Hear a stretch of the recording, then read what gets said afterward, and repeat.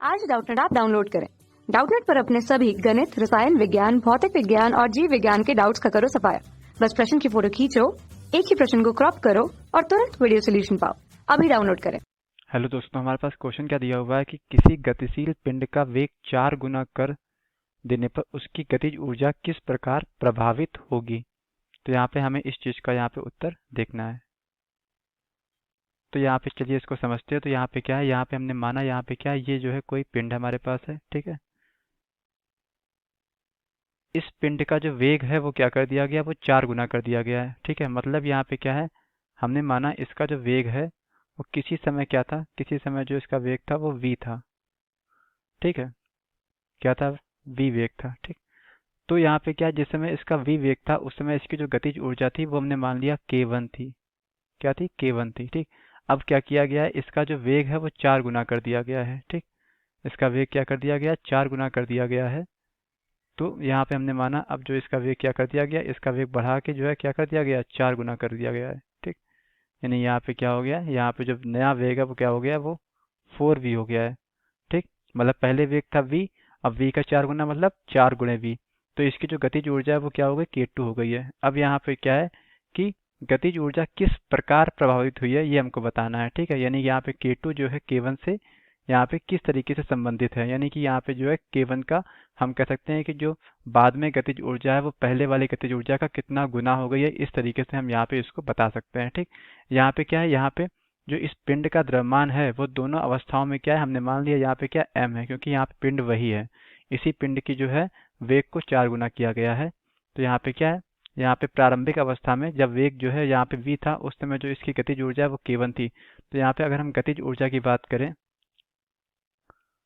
तो गतिज ऊर्जा वो ऊर्जा होती है जो किसी वस्तु में उसकी गति के कारण होती है, ठीक है, उसकी गति के कारण होती है। तो गतिज ऊर्जा जो होता है वो किसके बराबर होता है, वो होता है क्या, 1/2 गुणे पिंड का द्रव्यमान गुणे वेग के वर्ग के बराबर होता है, ठीक है।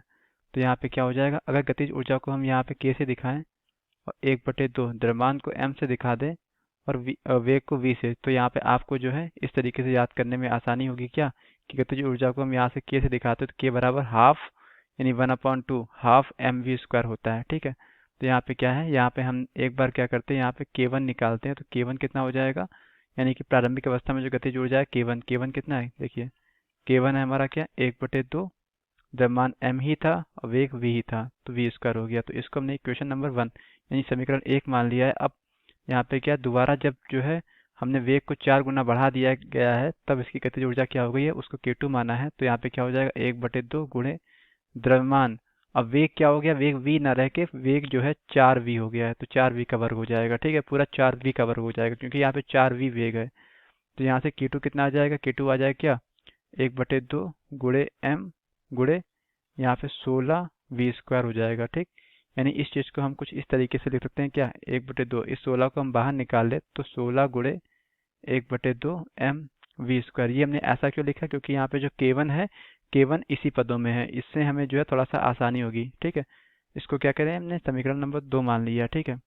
अब क्या करें, समीकरण 2 में समीकरण 1 का भाग दे दें, ठीक। तो यहाँ पे क्या होगा, भाग कैसे देते हैं, ठीक है। हमारे पास दो पक्ष होते हैं, दायां पक्ष और बायां पक्ष, ठीक है। दायां दायां पक्ष का भाग देते हैं, बायां बायां पक्ष का भाग देते हैं, ठीक है। तो यहाँ पे क्या है, k1/k2 इधर आ जाएगा, ठीक है। अच्छा, हमने समीकरण 2 को पहले लिखा है तो यहाँ पे क्या k2/k1 लिख देते हैं, क्या k2/k1, ठीक। और k2 बराबर क्या लिखा है यहाँ पे, 16 1/2 mv², और बटे में क्या जाएगा, 1/2 mv²। तो यहाँ पे ये पूरा पद जो समान है तो ये जो है कैंसिल हो गया, यहाँ से कितना आ गया, k2/k1 बराबर कितना आ गया, 16 आ गया, ठीक। यहाँ पे अगर हम तिर्यक गुणा करा दें इस तरीके से, यानी k2 कितना आ गया है, k2 जो है